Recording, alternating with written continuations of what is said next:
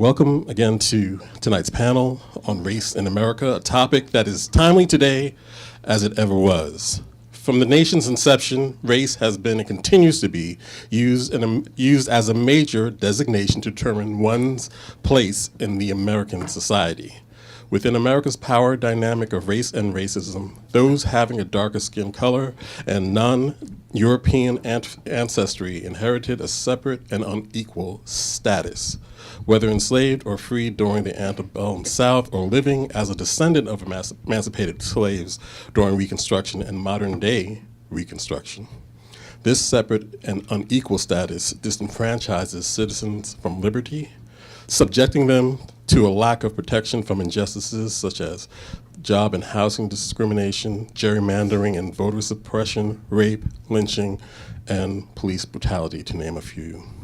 Thankfully, across generations, there have always been those who fight against the status quo of racism by analyzing its manifestations and oppressive mechanisms while also fighting to establish new paradigms for effecting and institutionalizing freedom.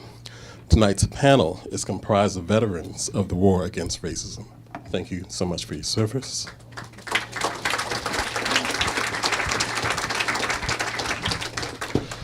I will now introduce our panel's moderator, who will then in turn introduce the panel. Our panel's moderator, April Ryan, is a dear friend of Politics and Prose. She has moderated several of Politics and Prose's previous panels on race in America, and we're honored and blessed to have her here again. April Ryan, a 27-year journalism veteran, has been the White House correspondent for American Urban Radio Network since January of 1997, covering 4 presidents. Not one to bury headlines, many of April Ryan's breaking news stories and interviews have been featured in television newscasts on ABC, NBC, CBS, MSNBC, and Fox, and also have found their way to the pages of some of the nation's top newspapers. Last month, Dr. Ryan, signed with CNN to become a contributor and political analyst. Congrats. She is also the author of what is coming to form the Black and White series. Its first installment is titled The Presidency in Black and White, My Up-Close View of 3 Presidents and Race in America. Her most recent book, published last year, At Mama's Knee, Mothers and Race in Black and White, examines what it means for mothers to enable themselves, their children, and their community to constructively engage the racism festering in our modern day society. So please give it up for April Ryan. Thanks so much. It's great to be here at Politics and Prose again. This is the 5th installment of our Race in America conversation series. I want to thank Politics and Prose for the vision. A lot of places don't have the vision. This is a bookstore that has set the tone for bookstores around the nation and even the world to talk about such a sensitive issue, matters of race. And yes, we are authors. And we are people who are real and have dealt with this and written about it.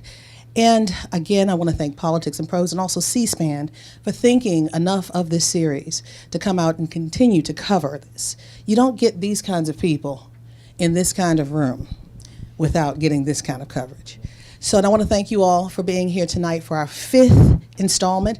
I want you to feel free, feel welcome, feel at home. Come to the microphone, ask a question, intelligent, civil, and we will answer. And I want to, without further ado, introduce this great panel, because we're going to get in and do some bullet points on their career, and we're going to get into the discussion. And I want to start off with someone who I have such respect for, such admiration, and such love for, Dr. Mary Frances Berry. She's the former head of the Civil Rights Commission, U.S. Civil Rights Commission. She's also, she's got a list of things she's done. She's been jailed for fighting against apartheid in South Africa. The list goes on. But she is also the author of the book, $5 and a Pork Chop Sandwich. Yes. Vote buying and corruption of democracy. But she's got a new book coming out. History teaches us to resist. History teaches us to resist. Next to our Dr. Mary Frances Berry, we have Avis Jones DeWeaver. She is a woman who is an activist for women, and she's also the author of How Exceptional Black Women Lead. Let's give her a big round of applause. Next to Avis Jones DeWeaver, we have Wesley Lowery, the national reporter for the Washington Post and the author of They Can't Kill Us All.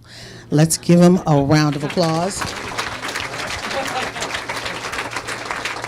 That title alone leaves you saying, And without further ado, we want to introduce to you an economist, the President Emerita of Bennett College, as well as the author of Are We Better Off? Race, America, and Public Policy. Well, excuse me, is it Race? Are We Better Off? Race, America, and Obama? Race, Obama, and Public Race, Obama, and Public Policy. I'm sorry, but that's who she is. She is the author. She's an economist. And tonight, and thank you, Julianne Malveaux, for being here with us, we're going to talk about activism. We have to give Julianne Oh, yes. Let's give Julianne a bit of applause. Yes. All hail Julianne Malveaux. All hail, because I'm telling you, these two ladies right here, I remember being a young lady watching them march for us, talk for us when we didn't have voices, and just basically let us know that we count, we matter in a time when many of us are not at the table. What did Shirley Chisholm say?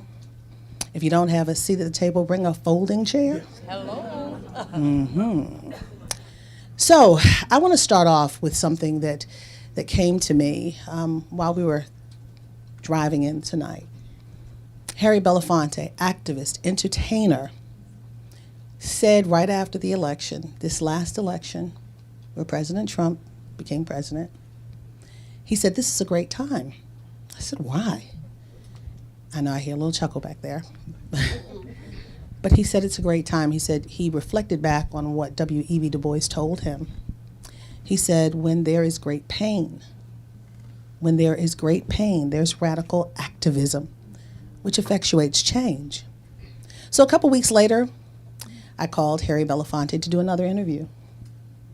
And I said, "So how's everything going?" He said, I'm not too happy about what I'm seeing. I don't see the activism that I anticipated. I don't see the pain that I thought was there." And he's remembering the 50s and the 60s, one of the greatest movements, the civil rights movement in this nation. So what's happening now? What's happening now? So we have an author here, civil rights icon, who's penning a book, History Teaches Us to Resist. Talk to us about history, yesterday to today. Is Harry Belafonte right? Well, Harry, my good friend Harry, is always right. But let me just say that what I talk about in this book is what I think is important for this hour. I hadn't planned to write any other books. Tired of writing books. But it was time for this one. What I talk about it is all the movements in the past where people have organized to resist presidents who took actions or were trying to take actions that opposed our values and that we opposed. And most of the movements that I talk about, I do the history, but I was involved in most of them. And in fact, we won in the case of a lot of them. And so it's possible to win if you organize properly and if you are persistent. Things like the Free South Africa movement that some of you were involved in. Things like the anti-Vietnam War movement, which we thought we lost. And I not only was in the movement as a student at the University of Michigan, I pretended I was a correspondent and went to Vietnam and actually covered the war one summer. But we thought we had lost, but we found out later that Richard Nixon stopped the peace process that was about to go underway. So the point is, and then there are movements during the time of the presidents since then. Sometimes friendly presidents you have to oppose. If they start doing stuff you don't like, look at the Indians and Obama in South Dakota. We all love Obama, But he had to be pressured to get him to do something about the treaty, and now look what Trump has done with it, and pressure has to be brought. So the point is that there have been movements of people who are willing to not just march, because marching is important, and not just to come to rallies, but to put their bodies on the line in civil disobedience and in other ways in order to get things to change. I don't think we're at that point now in this movement. People are, I think the marches are great, and every time there is a rally or a march, I say, terrific, keep up the spirits. I go to some of the town halls to watch and listen to people. But we need more than we have had, and it's not been, as Harry puts it, as radical as one might thought, and the issues are what counts, not just, I hate Trump. I mean, okay, let's hate Trump. But what I hate is getting rid of the Office of Federal Contract Compliance, underfunding the civil rights organizations, not having the budgets for the agencies in environmental justice and in the Justice Department and all around the government, and what is happening. All of these things that affect people who are poor, what's happening on health care. You know, we just go down the list. Make the policies the center of the movement. Yes. The need to not just, you know, can you get together because we don't like Trump? I don't know if I answered your question. You answered it. So, Julianne, are we better off? Race, Obama, and public policy. We are now post-Obama, the post-Obama era. What does that look like to you, and what are the issues that Dr. Mary Frances Berry talked about that should be on the table? Well, first of all, April, thank you for bringing us together. I don't know anybody that I admire more than Mary Frances Berry. I mean, I really don't. My soror, my sister, I just adore her. So when I saw that, I was going to be on a panel with her. I'm like, hey. I mean, the rest of y'all okay and all that, but it's all about Mary Frances Berry. Yes. But thank you for bringing us together, and thank you for the work you've done, not only to continue this series, but also to speak truth to power. I'm going to ask you a question, but don't answer it, but rhetorically, why don't Sean Spicer just take his glad rags and go someplace? I mean, he just needs to put his rags in a bag and go away.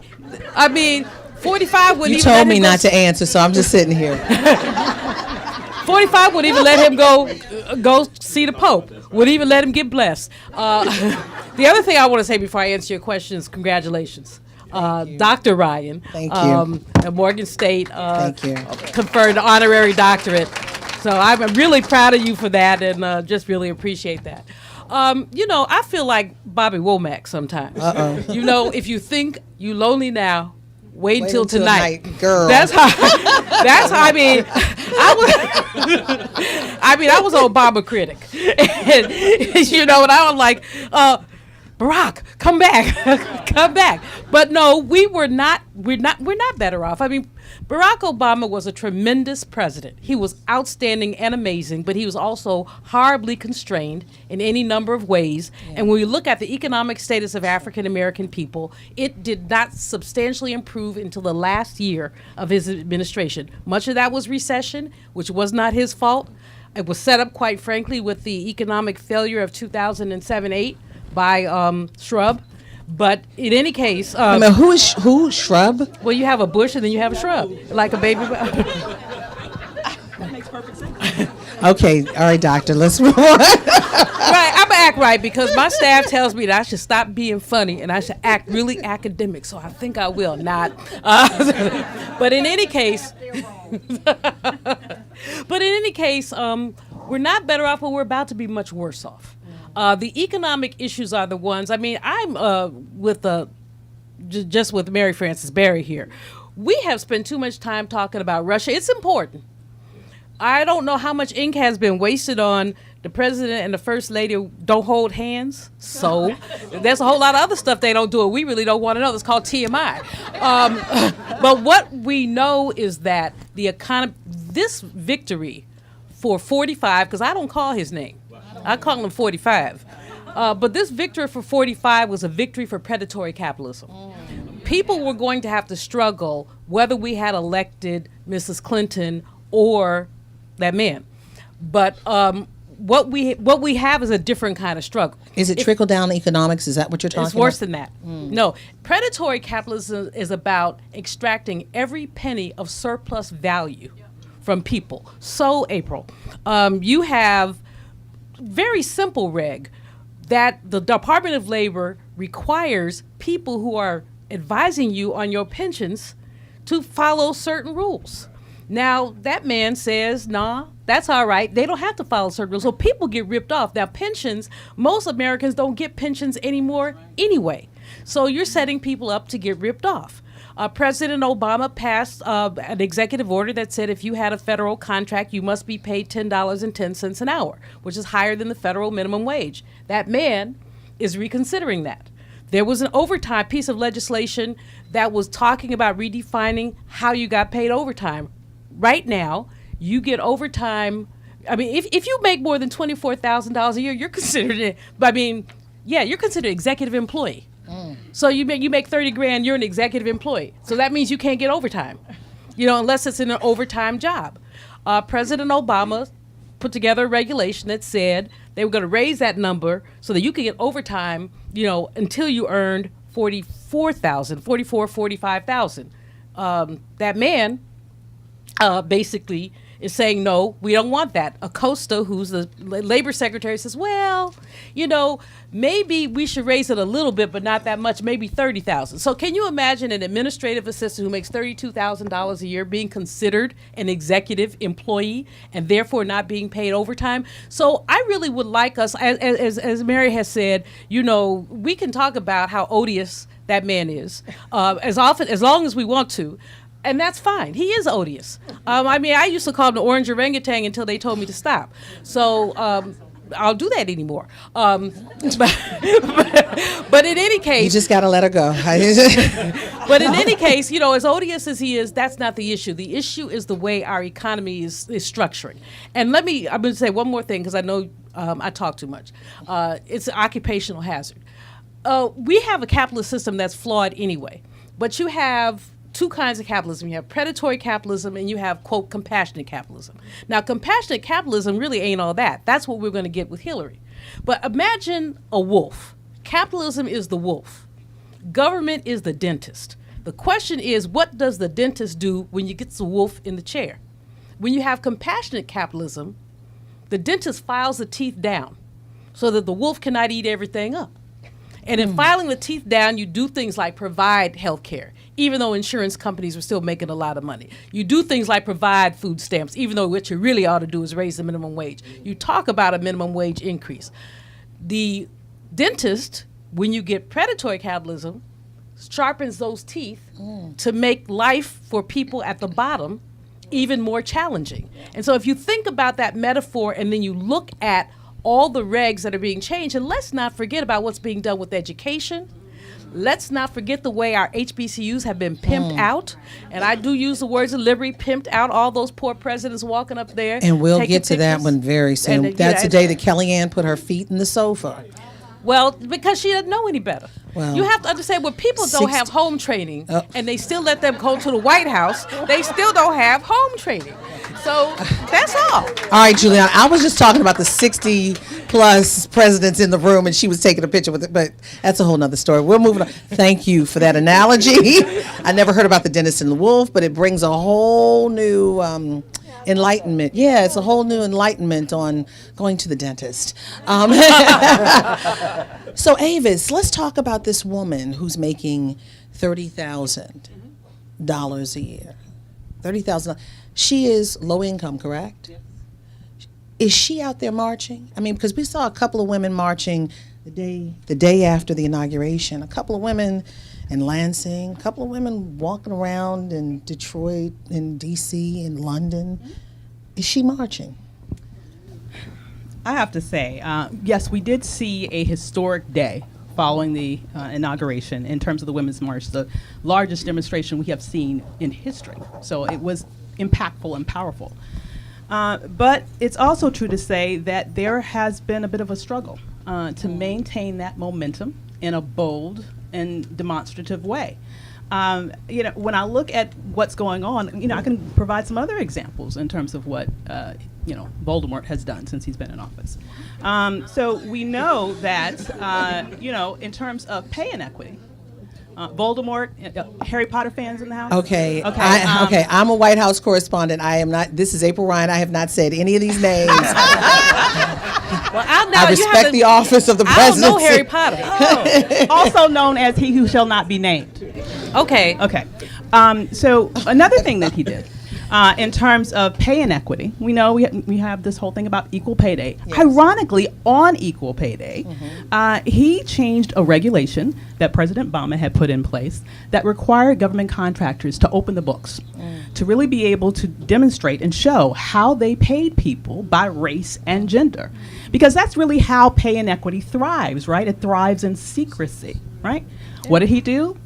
He got rid of that. And so that woman who is making $30,000 and those who are making more now are going to suffer even more as it relates to pay inequity. What's going on? I would say that what's going on is, I think, and we can hear about this more, I think what's going on is there's been a calibration of strategy. And I think the strategy has really now turned to electing more women to office. We've seen a record number of women who are undergoing candidate training and who are preparing to run for office. And I think that's good, but I don't think that's enough. I think you need a yin and a yang. So you definitely need those people who are preparing to infiltrate the system, who are preparing to go in there and change laws when they are elected to do so. But I also think we still need those people in the streets to put the pressure on those who are currently in office to do the right thing and stop destroying this nation to the degree that they're doing right now. The simple way that's put is that protest is an essential ingredient of politics. Absolutely. You can't just vote. People say vote. You can for clap if somebody. you want. But Mary, when you say that protest is necessary It's but an not essential- sufficient, It's an essential ingredient, which we forget. People, when they're telling you to go vote, yeah, everybody wants you to vote for them, but you have to make them do. And we what saw you that want them with to do. Dr. King, Yes. with LBJ, Yes. when it came to the Voting Yes. Rights Act. We saw that, and that's proven. And when you say activism is a necessity, it's a necessity when you think about this democracy. We saw young people, Wesley. We saw young people take to the streets.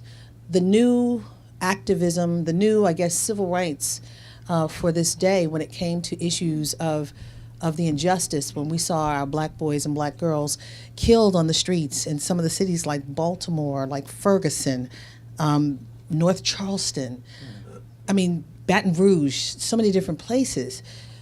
What's happening now? Because we're not seeing the activism that we saw just a few, it's only been 100+ days. We're not seeing that today. What's going on? Of course. So I think there are a few elements to this. I think first is, let's not get it twisted in any way. It's not that the police have stopped killing people, right? It is not as if these were problems that were solved and so therefore we're not seeing it, right? So my colleagues and I at the Washington Post keep a database in real time of people who were killed by the police because the government fails to track that data accurately. And I believe, if I remember correctly, earlier today we recorded our 399th person shot and killed by the police in 2017. On average, somewhere between 2 and 3 people are fatally shot and killed by the police in America every single day. That's only shootings. That's not a Freddie Gray, someone killed in a van. That's not someone who dies as a result of a taser. These are gunshots, right? So I say that to say it is not as if these factors that had mobilized people previously no longer exist. And so what happens? I get this from people who email me, who call me very often. What's going on? They felt like there was this moment that had stretched almost 2 years, and even further back when you think about it, so many of these young activists who were mobilized after the death of Trayvon Martin and Jordan Davis in 2012, which was coupled with the premiere of the movie Fruitvale Station, showing the death of Oscar Grant in 2009, was 2012, 2013. You have George Zimmerman is acquitted in that death. Michael Dunn, who kills Jordan Davis, initially gets a mistrial, eventually is convicted, and then 2014 you have the deaths of Eric Gardner and John Crawford and Michael Brown and Tamir Rice. And we saw thousands of people, tens of thousands of people in the streets across the country. We had this moment where this was all we could focus on.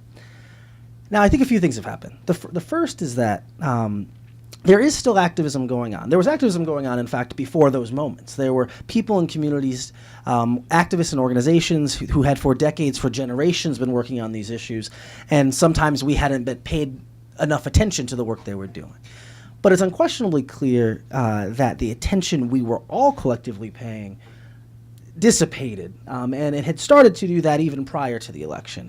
In 2015, or last year in 2016, there hadn't been a name that had gone viral for the first half of the year. There hadn't been a hashtag. There hadn't been a shooting story.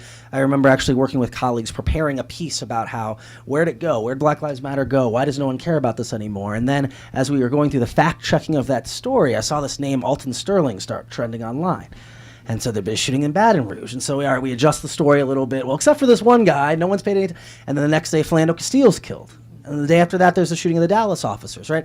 And so the reality is, even in this moment, it's very likely that there will be a day, there will be a video, there will be a moment this year where our eyes will be back on these issues. That said, I think, and then I'll shut up, a lot of the activists, I think, and organizations, people, and I don't speak for them, but I interview them and talk to them very often, as is true across any number of issues in the center left of the political spectrum, were unprepared for the reality that they woke up into the morning after the election. I think many people in a lot of spaces, especially on the left, were expecting to be pressuring a Democratic president into doing more of what they consider to be the right thing. They may not have loved Hillary Clinton, but they believed that they were dealing with someone who at least wanted to be seen as their ally and who they could kind of keep pushing. This had been a similar strategy during the Obama year. So remember, many of these young activists were being invited into the White House. There were meetings were being hosted. McKesson, Brittany Packnett, members of BYP 100 in Chicago and Black Lives Matter. You know, there was this idea that there was not an adversarial relationship necessarily. And so again, even though many of these young people, some of them endorsed Bernie Sanders, some of them famously said they weren't going to be voting because they didn't like Hillary Clinton, many of them thought at the very least they would be dealing with someone who was sympathetic to their causes and their ideas.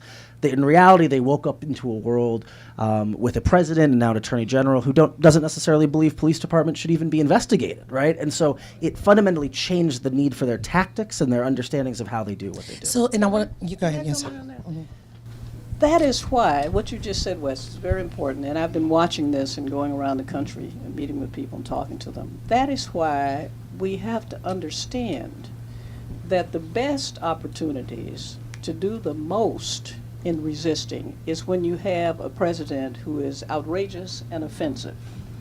In fact, the best moments in the movements that I've been in, and we succeeded, is when we went up against, I remember when Reagan became president. Some people think Reagan's some great hero and airports named after him and whatever is named after him, but he was awful.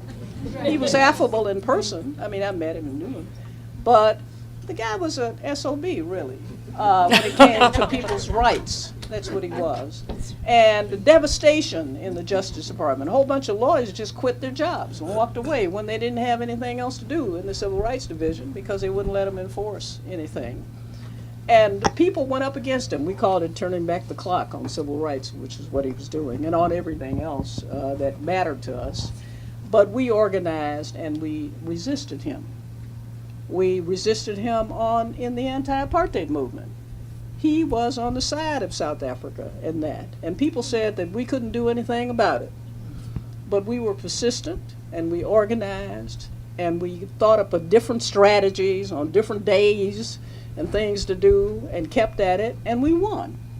So that, and you feel so much better when you win against somebody where it's hard to win than somebody who is, quote, friendly, although that's hard too, and sometimes it's harder.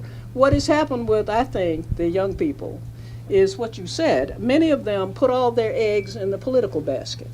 And I kept saying to them when I would see them, you shouldn't put all your eggs in the political basket. Don't be seduced by going over to the White House and sitting around talking to people and thinking this politician, yeah, somebody applaud that because it's important.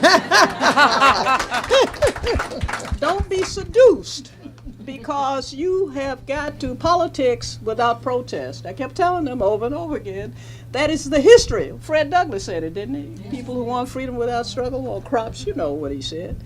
Unless Power you concedes nothing without a demand, said Frederick Douglass. Unless you're It never Carrot did Top, and it never will. Right, and he's still alive, and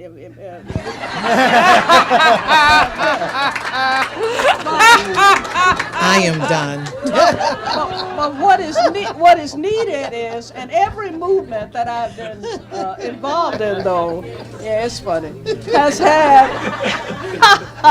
has had a crisis where people think, well, we can't do anything anymore.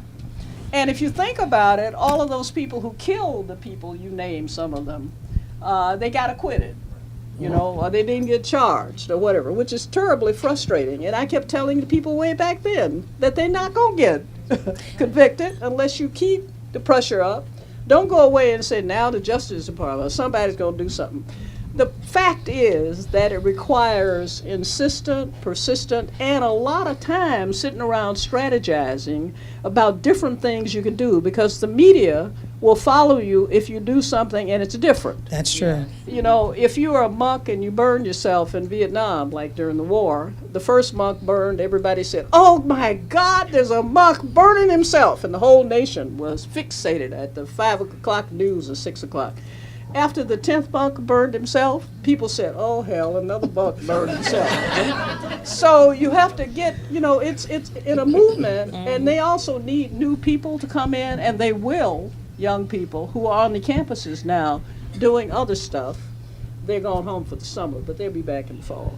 And so once we get over this paroxysm of we hate Trump, let's, whatever, and all of that, Russia and whatever else, other country, then in fact, I'm more concerned about North Korea than I am about Russia. But anyway, then I think the movement needs new energy. It needs some of the young people, like some of you out there, to get involved with these understandings and strategize and keep it going, because as you point out, the killings are going to continue. It's not like they're going to stop. Racism isn't going away. Sorry. You know what? One of the things that's really important, when you think about the Free South Africa movement and what the African National Congress said they want to do, is they want to make South Africa ungovernable. And that was and that's why those of us and people came at it very differently. I mean, the work that I did was around divestment. Other folks were basically protesting being arrested, but there was a proposition in San Francisco, 1984, Proposition J, named after me, where we divested city pension funds from companies doing business with South Africa, which was very impactful. And but the thing about it is, so you want to make it economically ungovernable, politically ungovernable, ungovernable in any number of ways. And so I think the issue of imagination is so many people have folded up their tents and we don't have any power because they have the House and the Senate and the White House and the court. But somehow there are ways, for example, to make this thing ungovernable. And you saw the folks flood the Texas legislature, and you saw some individual that was editing. Some individuals say he was going to call the INS on the protesters, and you saw 2 legislators actually go to fisticuffs over that. So again, thinking about ways to basically make this thing ungovernable. And one of the things it seems to me that has to happen is that, and I'm speaking to my young folks, because I don't care if Ann Coulter speaks somewhere. We're not afraid of that little scarecrow. So, but the amount of energy that we are putting into, if we censor them, they can censor us. That's not the approach we want to take. I want our young people to be just very, very, very cognizant. Debate her. Shut her down. Now they should not have had Devoid at, and I did say Devoid, DEVOID, Secretary of Education, at the Bethune, devoid of good sense, at the Bethune graduation. I that just was not acceptable. But we have to be able to basically deal with how do you make something ungovernable. But Julianne, they made their statement. They made that statement. Oh, they did. No, I love those young people. They definitely made their statement. Also, with the person who introduced her as well, they made the statement with her, and they made it with the education secretary. And very good points, very good points. And again, hashtag Race in America. Break the Twitter. If you have any questions, come forward. But there's so much on the table. There's so much on the table right now. And I'm just, as a reporter who's been covering the White House for 20 years, and you guys have been in the streets for longer than that, But when there is persistence and in mass, things happen. I'm not seeing it at the White House now. And going back to my conversation with Harry Belafonte, he said, back in the 50s and the 60s, people came together. But he says now there is a different move on the other side that has a lot of funding that thwarts anything the other side will do, like Heritage or the NRA. Talk to me about the resources going into the activism to create change. Talk to me about that. Here's one of the biggest challenges that we face is people who are about making change in this country on the left. Those organizations are largely 501c3s. So they're largely focused on fundraising, and it typically is a handful of foundations that are relied upon. There needs to be more direct funding from the people to flow into organizations so they're more nimble, so they can focus on those things that they know are important and they don't have to wait through a grant cycle. I think that's huge. Another part of this process is even beyond the funding. Honestly, I think people are shell-shocked. People are shell-shocked. There is so much happening at one time that people don't even really know how to focus their energy. Should we focus on education? Should we focus on something? It's like every day, it's like 5 or 6 things coming down the pike. And how do you defend everything all at one time? The biggest way, in my mind, to make a difference in terms of a movement is to focus on one thing with everything that you have and push and push and push and push until you create change. But when you're pushing against an octopus of destruction that we're facing right now, where so many different things are being threatened in so many different ways, how can you really mount a movement that is targeted and structured and powerful in a way that's going to be able to sort of knock those things down in domino form? That's very difficult. Whatever resources that we have right at this moment would be spread so thin that it would be difficult to be impactful. But if people stay in their lane, we have so many organizations that do so many things. We have health organizations that they should stay in their lane and do the health stuff. We have the Lawyers Committee and others who are looking at voter suppression. But should people come and join them still, though, even if absolutely. you say stay in their lane? You just might have health people. And But no, people should come and join them. But what I'm saying is that I love the octopus. I'm gonna use that. I'm stealing it officially. I put his head on. But I love the notion of the octopus of destruction. But I also know how many organizations we do have. We have organizations that focus on African American women, organizations that focus on GBLTQ issues. And by saying today, don't mean to restrict anything, but we have so many organizations. Everybody's not going to work on one thing. People have to work on other stuff. We have educational organizations who should be working on that. I saw a piece today that really interested me because I'm going to send a letter to somebody. I'm not sure who yet. But we're looking at the endowments of the top universities in our nation. They get all kind of tax breaks. MIT, Harvard, it's about 10 of them. One of them had, if you added all the HBCUs, we have 1% of one of those endowments. But they're getting great major tax benefits. So the issue is, how can those tax benefits be spread? Why should these universities, which maintains race and class differences, how should these universities get this? That's an issue for some of the folks who are interested in educational equity to work on. So, I think we have to continue our work in the organizations that are, we have the Economic Policy Institute, on whose board I serve, a progressive economic organization. Let folks do the work that they're best able to do, and everybody don't try to do everything, because it really is going to require literally a massive resistance that's not just going to be, let's all come together, kumbaya. No, we need those doctors. That the American Medical Association and the American Nurses Association and all these organizations came out against that thing they called Trump Care.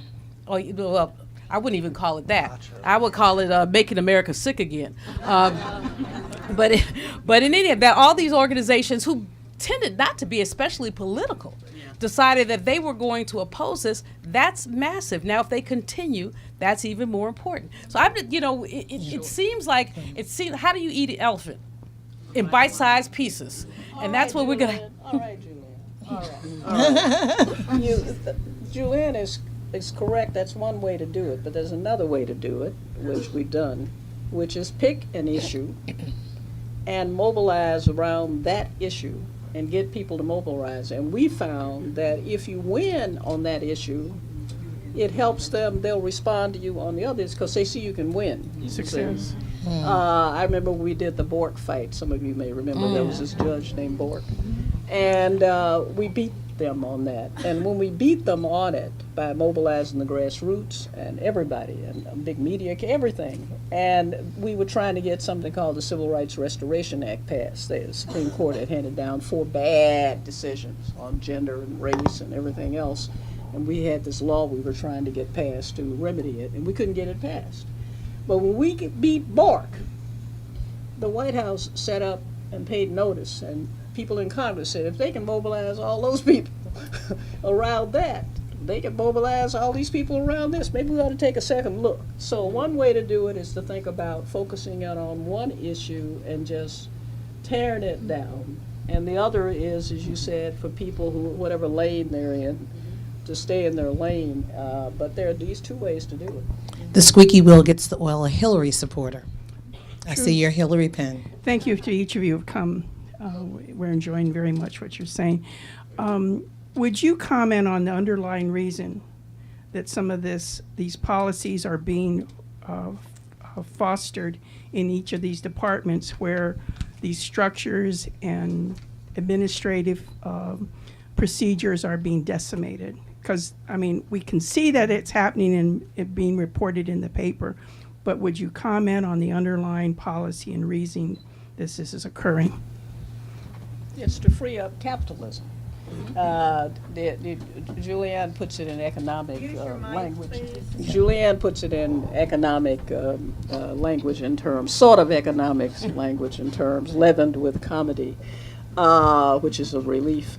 But in fact, it is about freeing up capitalism from regulatory constraints so that the more profits can be made. I mean, that's the bottom line. Whether it's on the environment and what they're doing, the EPA, whether it is rules in the Labor Department, or whether it's getting rid of the Office of Federal Contract Compliance, whatever it is, when you see it, the stuff that they're doing with the language of the healthcare, the overall goal is to deregulate and to make sure that the people who are the capitalists maximize their profits. That's all it's about, is maximizing profits, because capitalism does what? It requires inequality. You learned that in Econ 101. The only question is who's going to be at the bottom and who's going to be at the top. So getting rid of all this stuff is clearing the land for capitalism to thrive even more than before. But Well, racism, I mean, racism in the United States is basically inextricably intertwined with capitalism. I mean, that's the nature of the basis. Quite frankly, racism is the way that this country has justified its expansion, its economic expansion. It's the way that we basically justified our financial system. It's remember, enslaved people were the collateral for bonds, which was the basis of the development of our banking system. So, but capitalism requires you to be able to basically pick out folk who could easily be exploited. So if you think back on history, enslaved people and indentured people, there was no difference in the early 17th century. And then they saw, oh, well, we can just discriminate against these black folks. So white folks who came, the English, the Irish, those who came as indentured, they were able to work their way into freedom after 7 years, or in some cases 14 years. And early on, black Africans were able to do so as well. But I forget the year in Virginia. I know Mary Frances knows, I don't know, but it's a year. It's in a book somewhere. 1626. So thank you. 16. I knew she say knew. it again, 1626? 1626, when basically you could not, African people could not work their way out. So the entirety of the South was built on black backs. You would not have had any South and any of those plantations and any of all of that. So it's intertwined. So you must have this form of capitalism, not other forms. This form of capitalism requires racism. But I don't think that what people are thinking of now, and you did a really great job as an economist to talk about profit, is really about profit maximization. It's about unfettered profit maximization. So that, that man in the debates, he talked about all this regulation, how bad it was. Regulation has been good. By and large, we have seen the benefits of regulation. Do we want filthy water? We need a Food and Drug Administration, and they're not even perfect. I mean, they have one reg that says you can have about 1/8 of a roach in a box of cereal. No, seriously. No, it is true.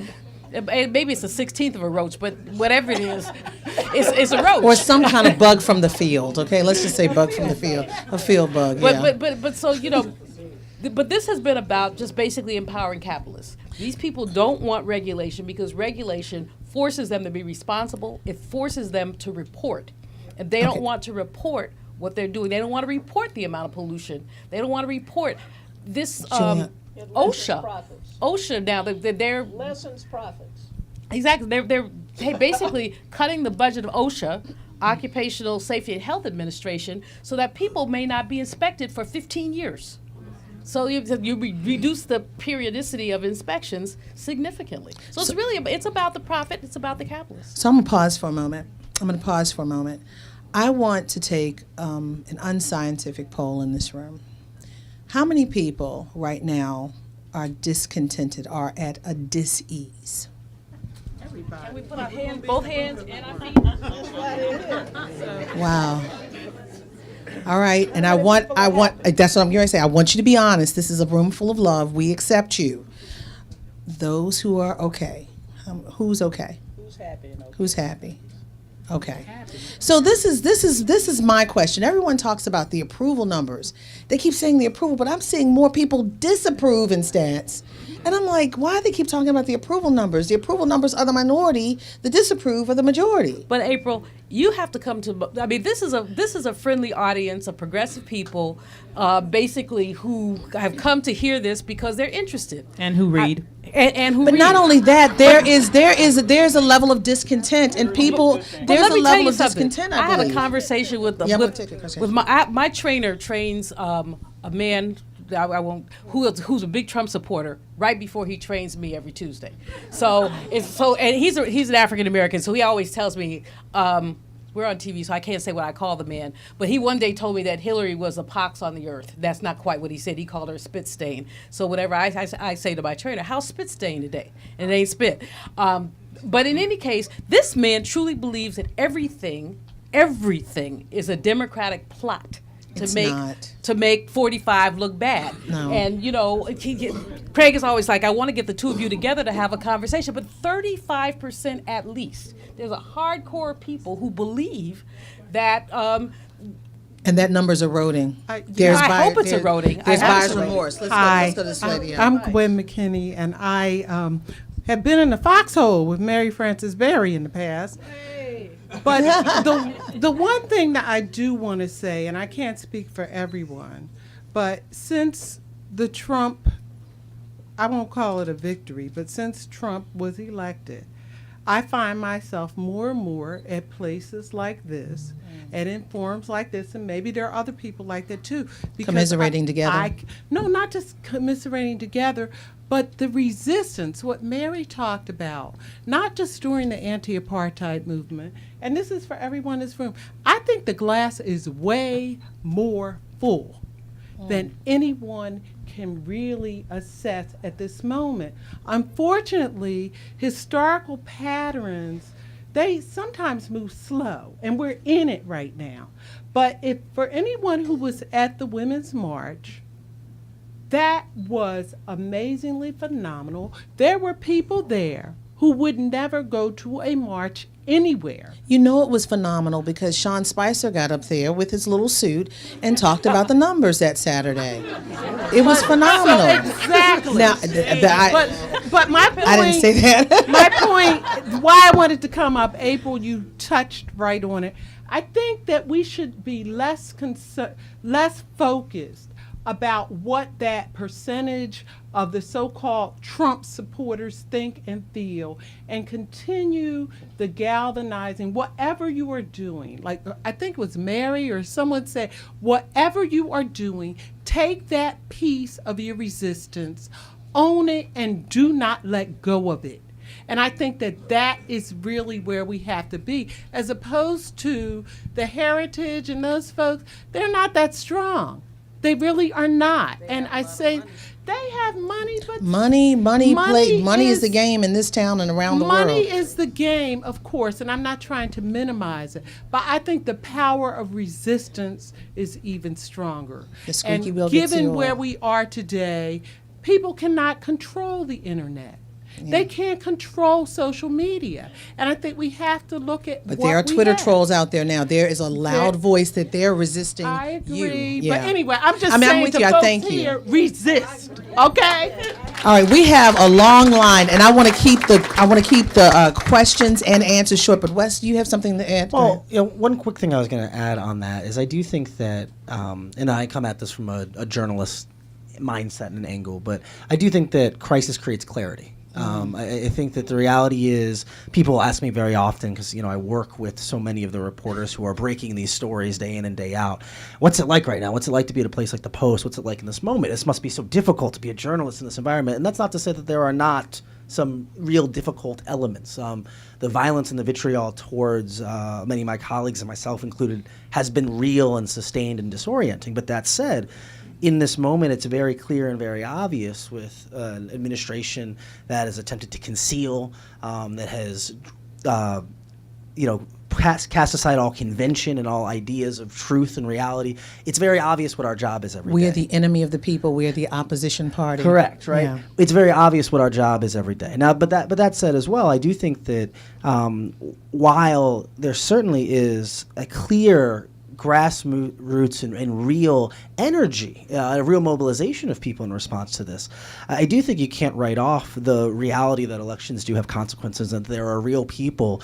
The immigrant in the detention center doesn't really care about the Women's March. Right, it doesn't. The person shot and killed by the police yesterday. It's really nice that everyone was at the monument, but they're dead. And there are in fact real life consequences to policy and to politics, and so the fact that after the fact everyone gets together and decides something should change can't be used to overlook the reality that in real time there are real consequences to things that happen in our political conversation. And a stark contrast, something that happened in a couple of weeks at Morgan State University's graduation. Yes. Former Vice President Joe Biden declared Black Lives Matter, as you have a new administration, 100-some days in, talking about reviewing all of the sentencing of people.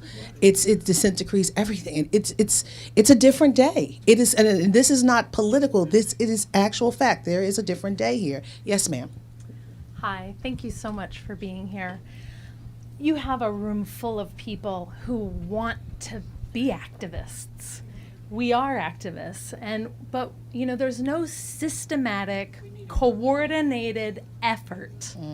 We can put a man on the moon. We can do the Hollywood shows. We can do all these things, but why have we never brought together a think tank of the leading experts across America to address education, to address the criminal justice system, to address, community? What can we do? We're all here because we want to do something. First of all, there is a blueprint, the most successful blueprint ever, the Civil Rights Movement blueprint.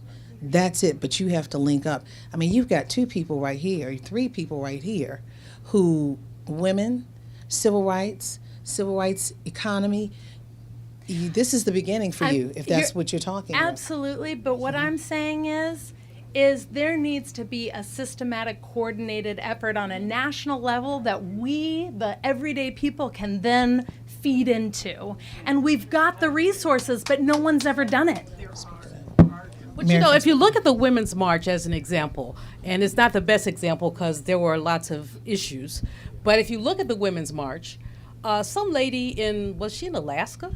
Just threw it out there, Hawaii, some lady just threw it out there. She wasn't an activist.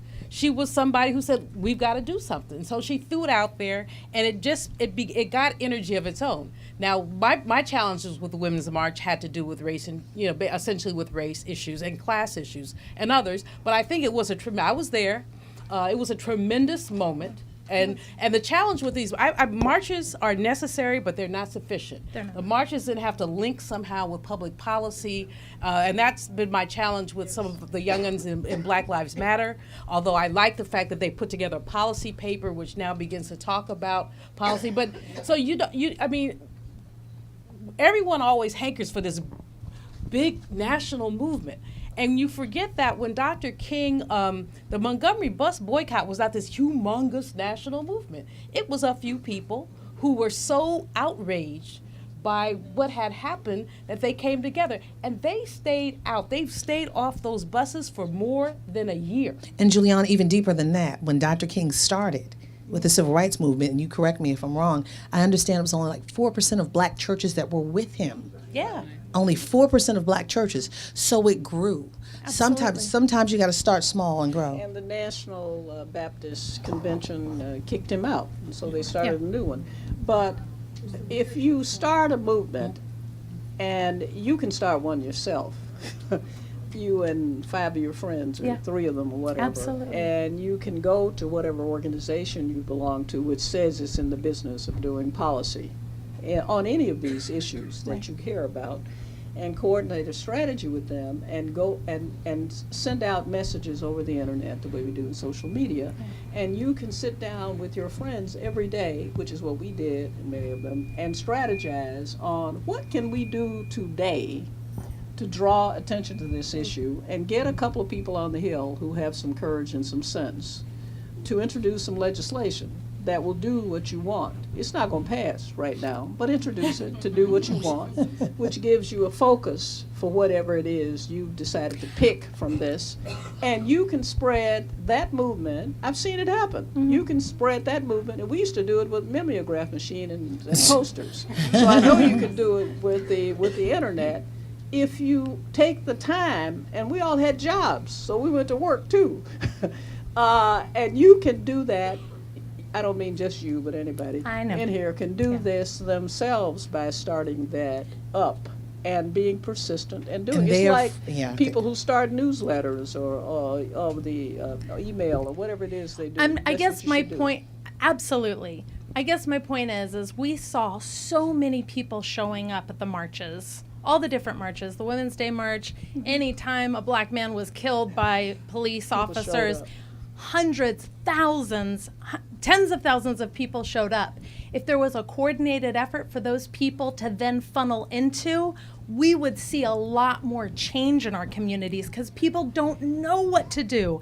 They want to do something, but they don't know what to do. Money. Some of that goes back to money as well, like what Ava said. And then anybody who would like, I own a cafe here in the city, and we have a dialogue on race every second and fourth Monday evening. So Where is it? In Love and Faith Community Cafe. So Where if you is want it? to, Where it's is on it? 14th Street, halfway between U Street and Columbia Heights. All right. Second and fourth Monday. Thank you so much. 7 to 9. Thank you. Are you guys enjoying this conversation tonight? Okay. Hi, I'm from Politics and Prose, and we're streaming tonight's event on Facebook Live, and we've got people who are asking questions online. Tell us, John. Tell us. I will. Actually, the question... I will, April. The question I was going to ask was very similar to the one we just had, so I'm going to ask a different one here. And this is from Frank, and he says, "What advice to the whole panel? What advice would you give to white parents of a black child?" You know where I'm going to go first? I'm going to go to Avis. Yeah. Thank you. You're Because welcome. I happen to be the mother of 2 black children. Now, I would say the first thing is to don't ignore the issue of race. Don't lie to your children and teach them that they're not black, that they're just human. Of course, we're all human. We all know that. But they need to equip their child with history and knowledge and information that will allow them to navigate a racist society in a way in which, when something happens to them, in which something inevitably will happen to them, they will know that it hasn't happened to them because there is something wrong with them. They will know that it happened to them because it's something horribly wrong with this society.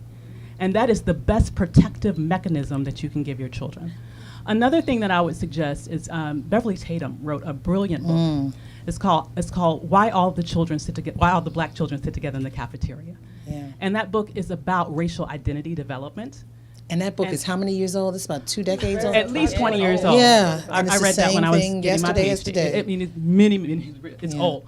But it is so relevant. Yes. I would suggest it not only to white children raising black children, white parents raising black children, I would really suggest it to all parents. Yes. Because it's very important to understand that what we struggle with in this country as it relates to race is something that, we like to sort of kid ourselves and say, well, kids aren't racist. You know what? Kids grow up in a racist society. And they hear it from their parents. And they hear it in their parents, they see it in magazines, they see it on TV, they see it in the cartoons, they see it in video games. It permeates our society. So it infuses itself into them. And so they then do assign either sort of privilege to some things or complete rejection to other things based on that. And we have to raise our children in that truth so they don't take it personally. And Let me do this real fast, and I'm gonna go to Wes on this one, Juliana, if you don't mind. But I want to just start talking about books. Oh, wait a minute, Because hold on. White- Wait a minute, hold on. I wrote a book on that topic, and I'm gonna be fast with this. Reality happened. I have 2 little girls, 14 and a 9-year-old. We are in Baltimore.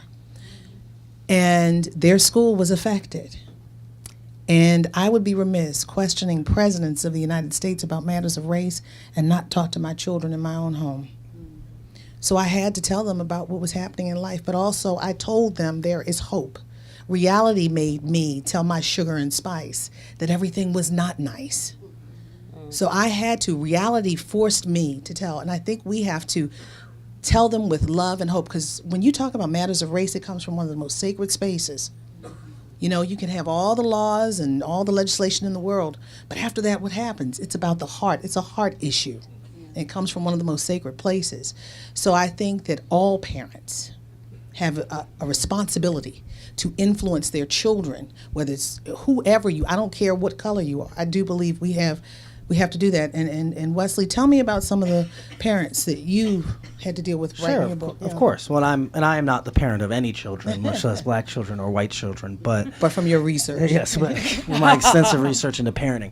No, the reality is, part of the work I've done has been about telling the stories of the people who are at the center of these kind of touch points in our history, sitting in the living room of Walter Scott's family as they're watching the video of Walter Scott being killed. They're watching World News Tonight be anchored from their front lawn, and they're in the living room on the television, right?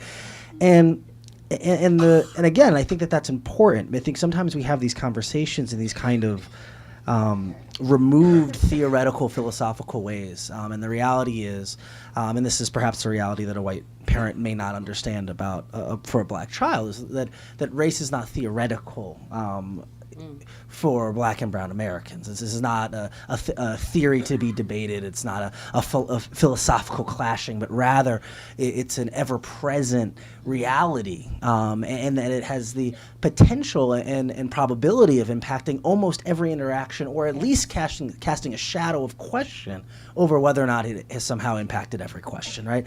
I think that's important. And the only thing I'll say on that is I think it's important to, and this is true for all of us, to remember what we don't know, and to have not be foolish enough to believe that we completely comprehend someone else's experiences and vice versa. I remember in African American Studies classes reading Charles Mills and this idea of the epistemology of ignorance, that a white and this intersects with intersectionality and what we know about kind of the layering of oppression and inequity, is that a white American or a man or someone with heteronormative gender and sexuality has had their experiences in their life so structured and so influenced by the fact that they are part of a privileged group that they're in fact removed from ever being able to completely understand what it would be like otherwise, and vice versa, that a black American who has had this ever-present weight of race on them for the entirety of their life is never going to be able to comprehend what it must be like to have never really thought about what your skin color looked like or how that interacted. And so I think that in this moment where we can all you ask me a question I don't know, I can look it up on Wikipedia on my phone and say something smart. In this moment where we feel as if we know everything about everything or can quickly figure it out, sometimes we have to remember that there are things and experiences that we don't quite get, and we should shut up and listen while other people talk about I'm disappointed that you look up things on Wikipedia because most of the time what's on there is false. But anyway, but anyway, all I wanted to say was please, to the parent of the white child, don't let your child read things that end up telling them how hopeless everything is. No matter how well written it is, how beautifully written it is, if they don't give you some direction at the end about things you might try to do or how you might overcome. But just to say, well, child, I've now given you the word. That's it. Sorry. That's not the kind of book you ought to let your child read. And you also should never let your child believe that racism doesn't infect almost everything. That's right. Because your child will be not armed to go. I don't mean that they should go around punching everybody, but with a chip on their shoulder, but at least be prepared, whether you're buying a house where somebody tells you that the house is worth more than you can pay when they just told somebody else it was worth less than that. That happened to me recently. Other things, even in this day and age, so that they are prepared to be sneaky, like send a white person to try to buy the house. And so these are the things that you should make. Arm the child.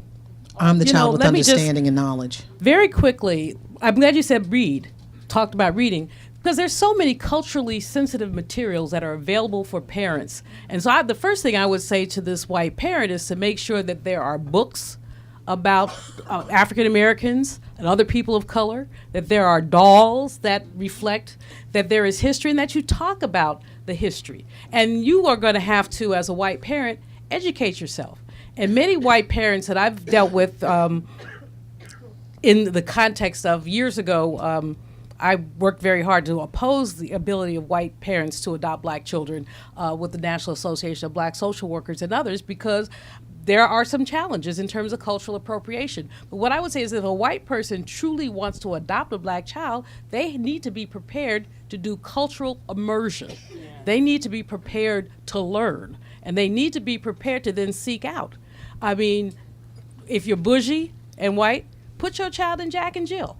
I mean, you may not want to do it, but in some African American organization, if Mary Frances Berry says people don't know what Jack and Jill is. Okay, folks. So if you don't know what Jack and Jill is, it's a bougie black organization that basically has kids hang out together. So kids from different black kids hanging out Horseback together. riding, tennis, the arts, yeah. But Cotillions. there are other kind of organizations. But you seek out other black kids, especially if you're living in the suburb somewhere where you're not around a bunch of other black kids.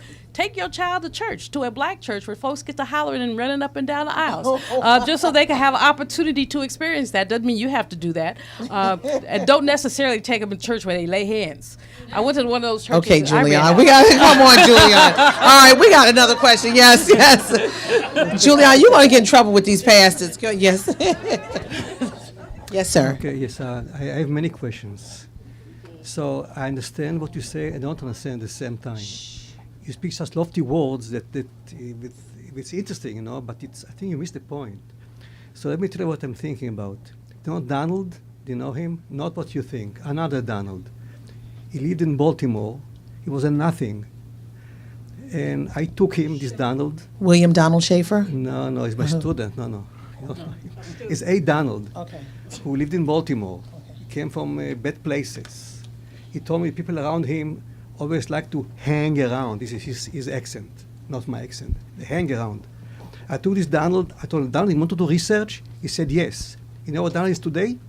He's a professor at a very important university, Donald. He has a beautiful family, he has a beautiful house. So like you want to produce many such Donalds. So how do you do that in Southeast DC, for example? The teachers don't have to run away. There are 200 teachers resign, yeah? Just do this. This is the important thing. Not all these lofty words. How do you do that? Lots of people are doing it, sir, and thank you for the question. I think that part of it, though, is that each one, as you did with your Donald, is each one take one. There are organizations in Southeast D.C. One, as an example, is the Southeast Tennis and Learning Center that former First Lady Cora Berry has founded, where kids are having amazing opportunities. But part of also the challenge is that this city has made a decision. I remember when the tennis center was founded because I helped with one of the proposals. When we went through and looked at the numbers, there was one recreation center for every 2,700 kids in Southeast DC, but one recreation center for every 900 kids in Ward 3. So when somebody made a decision that some area was going to get resources and some area was not going to get resources. So while the individual touch is profoundly important, what's also important is for us to make decisions about who gets resources and who gets access. That's why the question that I raised earlier about these endowments at these high flying institutions is important, because many more of these young people are going to want to have the opportunity to go to an HBCU, and many of our HBCUs are not prepared to give the kind of financial aid that we need to give to our young people. But I don't think it's so, I mean, we're talking theory, but we are also talking practice. Avis Mentors, April, everybody here is putting their hands on people, and we're putting our hands on people because we believe in transformation, but even as we believe in transformation individually, we believe that public policy makes a difference too. But we can advise people. We can advise people, sir. Your question is a very good one, because while we're working on public policy, and everybody in this room wants to do something to resist and so on, and we should, if people were to take, who are not doing it, were to take one child to mentor, or one child to go help in the community or do something, it would help at that level. It doesn't mean it's going to change all the world, but it's an important point, and I think that everyone should try to do that in their own personal life, not just for the person they're helping, but for themselves. Sir, thank you so much. Thank you so much. Yes, sir. Time is moving. This has been a very informative conversation. I'm trying to get as many people in as we can. Yes, sir. First, I want to say I'm very honored to be able to hear all of your stories tonight. It's really inspirational for me to see that just the groundwork that you guys have laid, the work that you guys have done as a young person who cares a lot about social justice. I want to say, though, that another thing I see is an all-black panel, whereas I'm a white kid who's cisgender, fairly affluent, straight, who's never had to worry about where his next meal is going to come from, and who's received the benefits of what U.S. News calls a world-class education. The moral values that my mother gave me as a kid have really been just thrown into shock as I realized that the systems that are in place that have really helped me and my family succeed have been what you called a octopus of destruction, which I kind of think of as a hydra of destruction, because when you cut off one head, 10 more just pop up. So I'm wondering that instead of feeling guilty, if you could give me some ways that I can leverage, if you can give me some ways that I can leverage my privilege into being a more productive activist, that would be. Yes. Thank you for being here. I watched you back there taking notes. That's the first piece. Being here, speaking, telling your truth, and writing, and wanting to learn. Now go. And I agree with that. And also, know that wherever you want to go and stand hand in hand and side by side other people who are in the streets, who are organizing, who are mentoring, who are helping in whatever way they can in their communities, you will be accepted. Don't feel like you have to sort of wait on the outside. Yeah. Where you see that there is help and you see people in there doing the work, join in. You'll be welcomed. And use your privilege to leverage against injustice. So, an interesting, very brief story. One of my staff people went to a Kinko's, and the person behind the counter actually went around her to serve a young white woman. But the young white woman said no, she was next. I mean, she just stood there. She said, no, she was next. You can't serve me next. She stood up for just being in order, being in line. Look at those guys in Portland.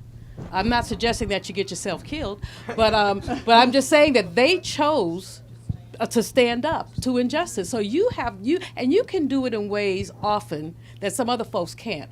When you looked at the, not the Occupy, but the the protests against the World Bank, a lot of people noticed that you didn't see a lot of students of color in those protests. And you know why? Somebody was not going to bail them out of jail necessarily. They could not afford to miss a semester of school necessarily. You can. I'm not suggesting that you put your whole self on the line. Well, yeah, maybe I am. But I'm suggesting that you think about ways that your privilege can become an asset to the movement. Thank you. Thank you so much. Next question. So good evening, esteemed panel. So my question is, particularly since this is about race, there was an open letter penned to the DNC, black women saying at large, listen, so you've used us for your grassroots organizing and to gather the votes. When are you going to recognize us for what we have contributed, not just to the Democratic Party, but to the country at large? So to you all, your thoughts on that. I'm going to say something really fast. And this goes to a couple of things, and I guess Julianne might agree with this. Number one, when you are a community with money, people listen. And the unfortunate thing is, when you look at the black community, they don't see dollars. They don't see an investment to invest in. They don't see the zip code that shows that they are able to put their kids in the nicer schools. And I go back to the convention. I think of the black mothers, the mothers of the movement that were there. They didn't get their due. They were on the road the whole time. When I'm talking about the mothers, I'm talking about Sabrina Fulton. I'm talking about Gwen Carr, the mother of Eric Garner, who's still looking for justice for her son, who cried out 11 times, "I can't breathe," in that chokehold by New York police. So we have seen, the question is now, how much more are you going to take? That's the question. What do you do now? You're just going to say, okay, well, keep writing letters? What are we talking about here? I'm just saying this as a reporter. When people make moves in mass, in number, consistently and persistently, they see it.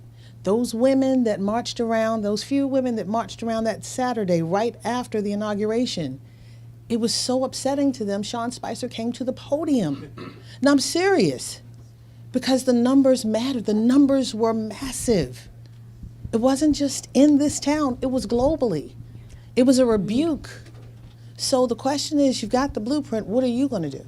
But April, African American women, 94% or 96, I'm not sure what the number was, voted Democratic in this election. And yet our power, our strength has gone unrecognized in the Democratic Party. A couple of young sisters ran for vice chair, were not elected. Could be appointed, have not been appointed. Now, I know they're trying to figure it all out, but the Democrat, we have been the most loyal. We have been the loyalists of the Democratic Party, and we have not been rewarded thereof. And none of us are prepared, or few of us are prepared, to sit out an election. And maybe that's what it takes. But few of us are prepared to say, I'm not going to vote in this election because I'm tired of being taken advantage of. But we can go back. When the National Political Congress of Black Women, now the National Congress of Black Women, was founded in 1984 in San Francisco, when Reverend Jackson ran for president, the tension between black and white women was such that organization was founded. And even though African American women have been loyalists, that loyalty has not been recognized. So just as I told the young brother who came to the mic with his privilege and talked about how to deal with his privilege, white women, white Democrats, have to be able to speak up for black women, even as we speak up for ourselves. That's true. And I thought the letter was right on time. But Julianne, that maybe they should, but they don't most of the time. And in fact, it's all right for us to say that women should. I've been in all these situations where they won't speak up for black women. They think only of white women or some other color now, because other people, black is not in vogue. So that there's a problem. And so I think that you're correct. Democratic Party, let's just be blunt about it, takes black people for granted. Absolutely. They have done it for a long time, and we don't have to not vote. It's too painful to talk about, well, we're not going to vote after all those people who died and this and that and the other. Vote for some third-party candidate. I wrote in one of my friends' names. Oh, my God. Who's a good guy. And I figured, hell, he deserved one vote. And I knew Hillary wasn't getting all those votes she got, so I didn't need to vote for her. But in fact, I think that what we need to do is figure out a way not to be taken for granted. No matter what we say or what we do, the Democratic Party leadership and the structure, and I know because I've been in administrations and sat around listening to people talk, they know that they're going to get our votes. They assume that they're going to get our votes. And when people take you for granted, you know, they're not going to do anything for you, and that's a problem. I just want to say I was one of the people involved with that letter. And that needs to be the beginning of a longer strategy. Here's the reality. Not only have we been the most loyal demographic to the Democratic Party for decades, we're also the #1 voters in America for the past several elections. So we vote. So we've also ran some amazing black women, but those same black women don't get support from traditional party structures. So we invest in an organization that does not invest in us. And I think that it's time to think about redirecting dollars to support us and tell the Democrat, and at the same time continue to put them on blast in numerous ways, because they like to talk a good game, right? But when it comes to what actually happens, it's like crickets. Look at the contracting that the DNC does. Look at who they spend their money on. Look at who they hire to do polls, to do consulting. It's not us, but they can't win an election without us.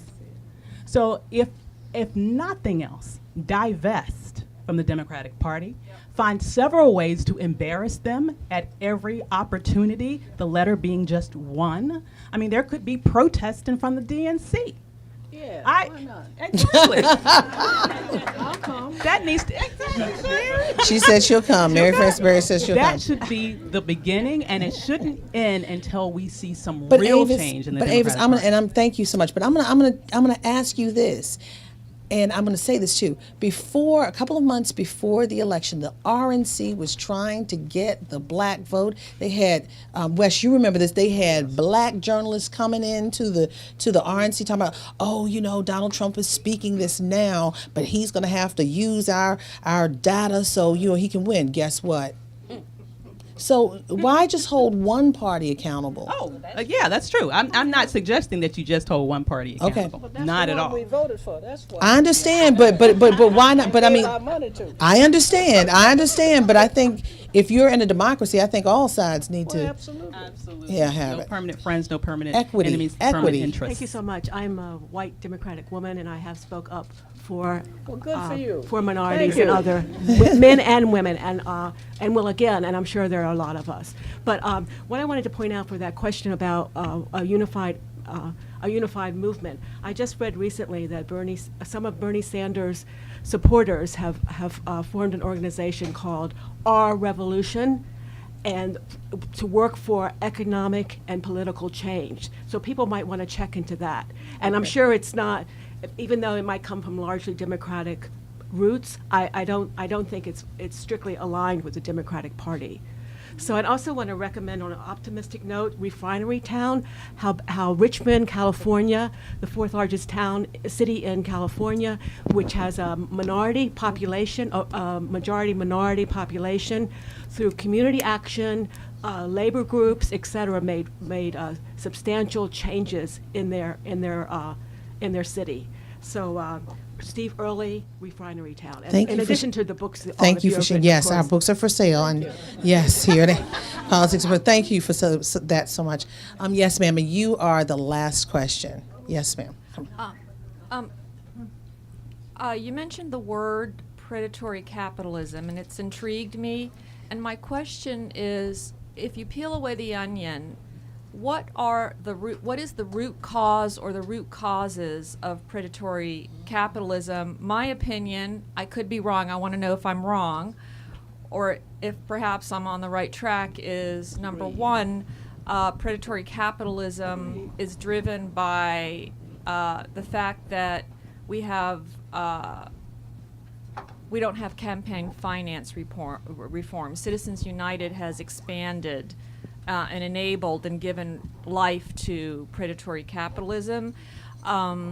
So we can put regulations in place, but really the root cause is the amount of money. If we look at other first world countries and compare those countries to how we operate as a so-called democracy, we have unfettered access to money in our so-called democracy.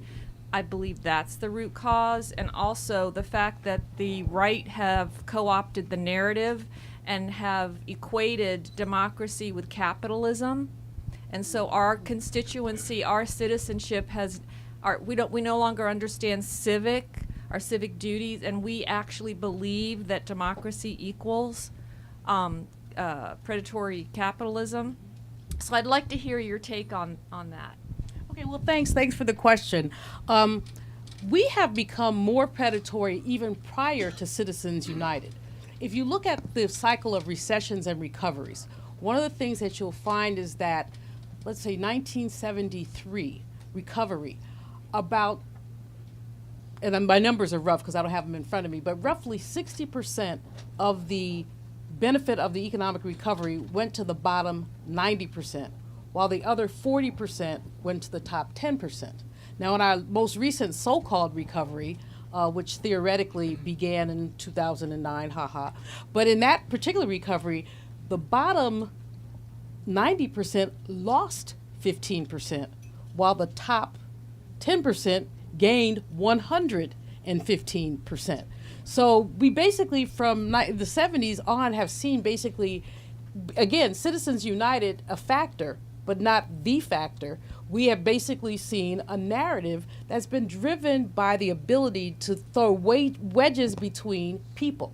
So you have these working class white people, as if there are no working class black people, by the way, but you have these working class white people who believe that all these black people have all this stuff that the government is providing. Now, you understand that if welfare or food stamps were black programs, these programs would not exist.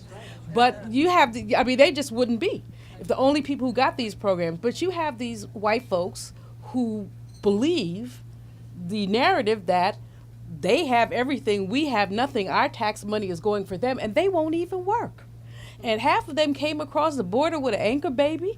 And, this is the narrative, but this is believed. So people have been able to use race and ethnicity as a wedge in the process of the conversation to maintain basically the deregulatory focus that Koch money and other money essentially supports.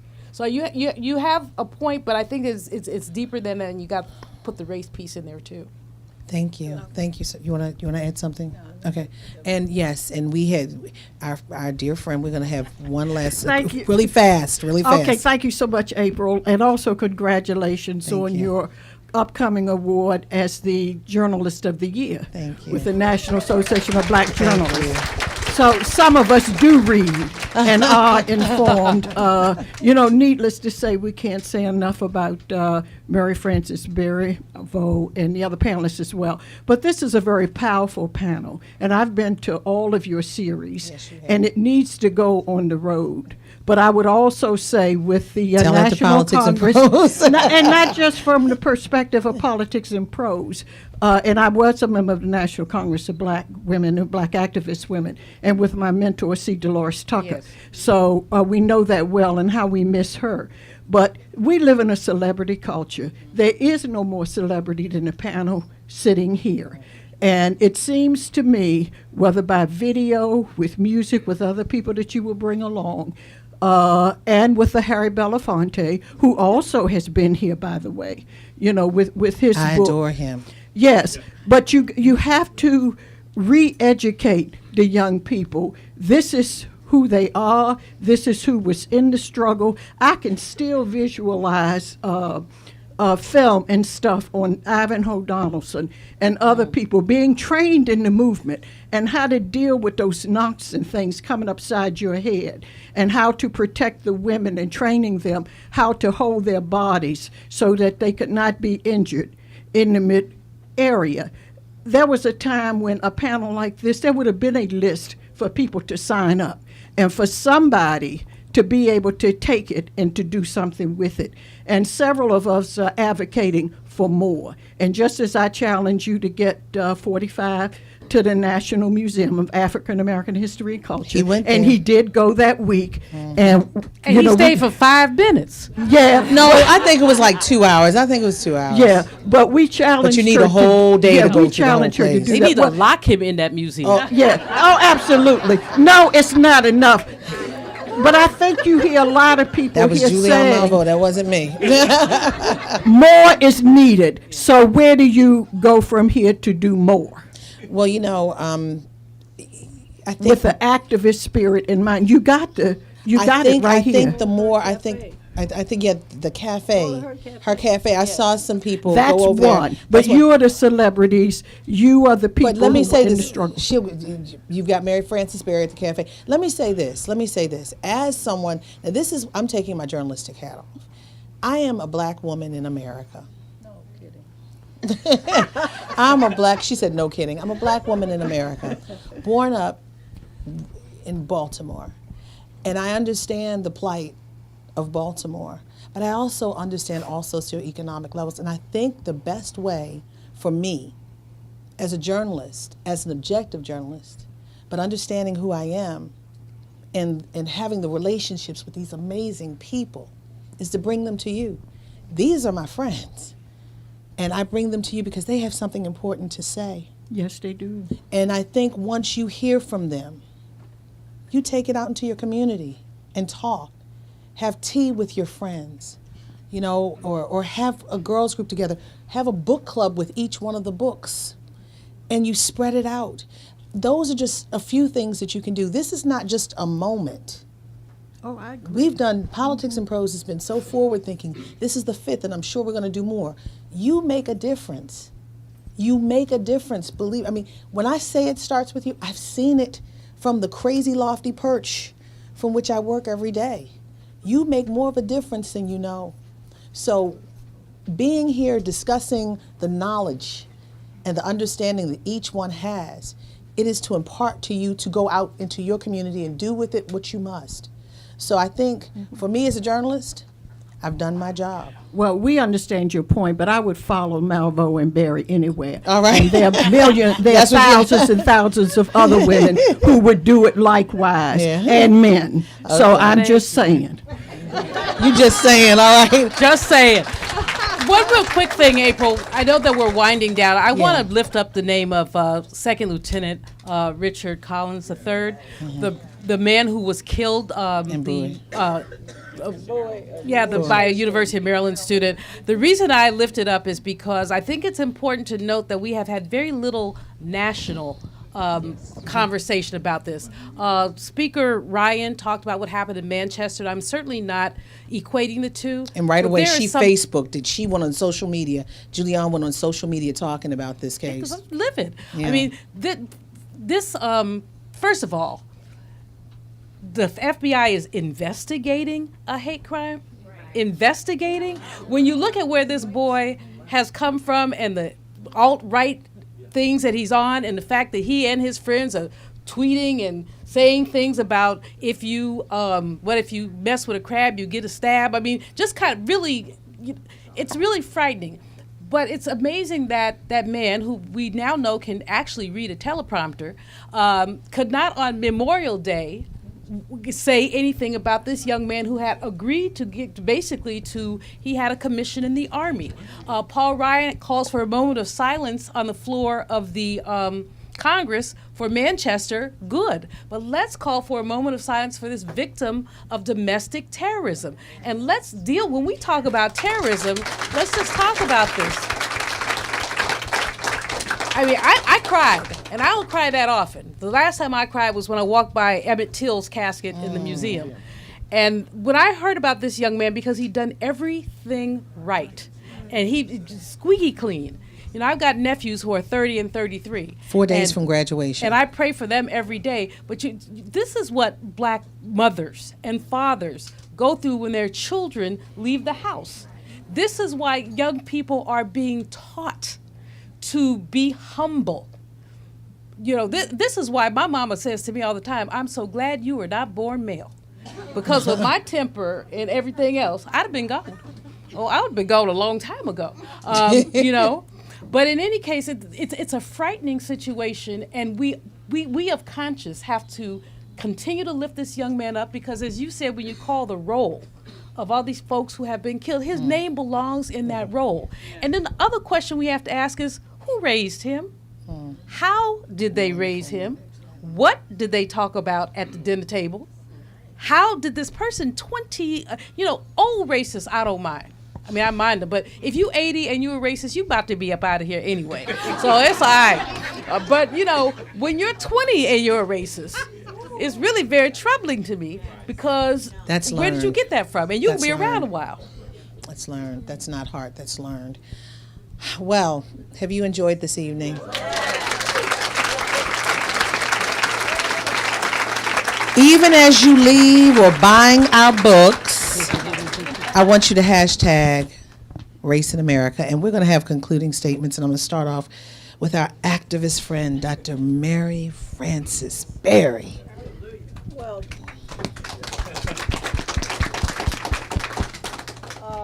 I guess the only thing I would say is, obviously racism is not over, so you can have plenty of these programs, and that what we do about it is not something that is clearer now than it was before. But when we think about this young man that Julianne was talking about, all I could think of was all those black soldiers who were in the military who came home from the war and were killed in their hometowns when they got off the train, just because they had on a uniform.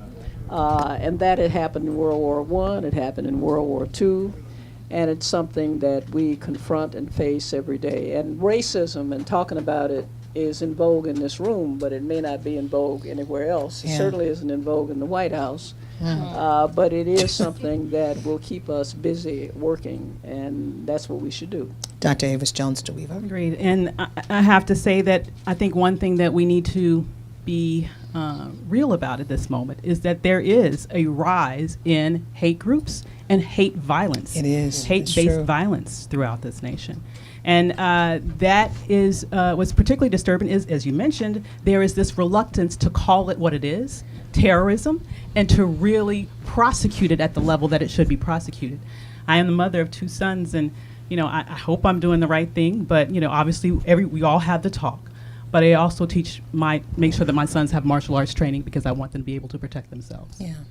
Wesley Lowry, thank you for joining us. He's a newbie on the panel. Yeah, thank you guys for having me. I've been sitting here trying to listen and not talk that much. But the one thing I would say, I think, in closing is it's important. We've talked multiple times about the importance of knowledge and of reading. And so this would be my plug as one of the media members up here, that in moments like this, our press and our media is very important. I think many of us over time have kind of gotten out of the habit of paying for our journalism, as well as to giving that engaged feedback to our journalism. And I think in moments like this, where there is so much attention very often on what's happening at the White House, that can come at the expense of attention happening at what's happening in our state houses and our city halls and in our neighborhoods, right? The reality is the way our government or lack of government or how the changes in it affects most human beings is, short of us being attacked nuclearly, it comes with the change in this policy, comes with the shift or the closing of the Civil Rights Office in the Department of Labor, or and so I think that type of journalism is difficult. It's not always as sexy. It's not the big, we're going to get the smoking gun that's going to bring Trump down, but it's hey, did you guys see they cut this thing that was benefiting people? And so as, what I always ask when I have the opportunity to talk to readers is that you be engaged in that journalism, that you apply the pressure, look, cheer us on as we report on these important things that are happening in our national politics, but hold our feet to the fire as well and insist that we continue to cover these important things happening in Main Street and on MLK Drive, as well as what's happening on Pennsylvania Avenue. Thank you. Julianne Malvo. Well, I would say, first, again, thanks everybody. This has been very uplifting for me. I'm a cynic by nature, and this room gives me hope. It gives me hope to see the number of white people who are in the room, who voluntarily came into the room to talk about race, which often a lot of white folks don't want to talk about race. And please don't say reparations. Some of y'all gonna start running from the store. But a lot of white folks will not voluntarily talk about race. So this gives me hope that folks were willing to give up a couple hours of their evening to do that. It gives me hope to see a little boy over there. That somebody brought a young man in. How you doing? I'm glad you're here. And we need to think about who we bring into the room with us. And that young people can hear this, can process this, can participate in it.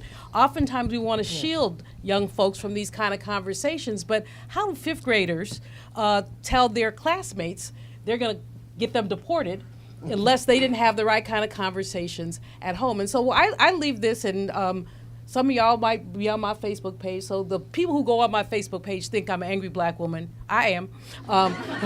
You're my neighbor. I live off 14th Street in the middle of Gentrification Central. So I have attitude. But I'm not just an angry black woman. I'm an angry black woman who hopes for a better world. All right. And I will turn pain into power by working with others to make sure that we do have a better world. And so I wish we could see rooms like this replicated in lots of places. Thank you all for coming out. Well, I'm going to say this. You've been a great, great audience, and this is very important to continue these conversations, because listening tonight, just 30 some days in, there, you say, I didn't say it, she said it. But there seems to be a great dis-ease and a discontentment from a majority of people. And what I would say, talk amongst yourselves.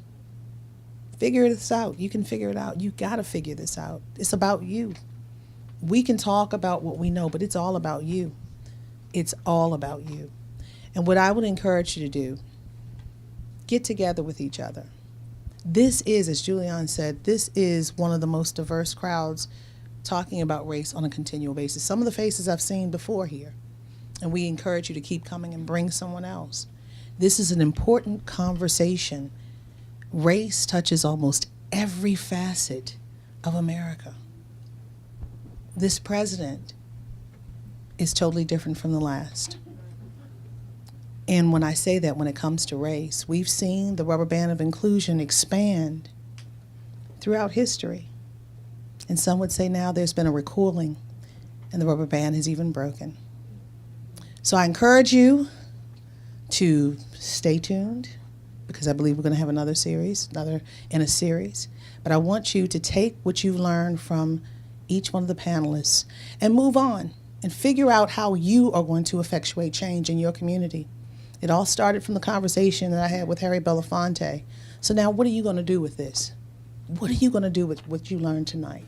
What are you going to do? It's not about us, it's about you. And tonight I want to thank Mary Frances Berry, the author of $5 and a Pork Chop Sandwich, Vote Buying and the Corruption of Democracy. Give her a big round of applause.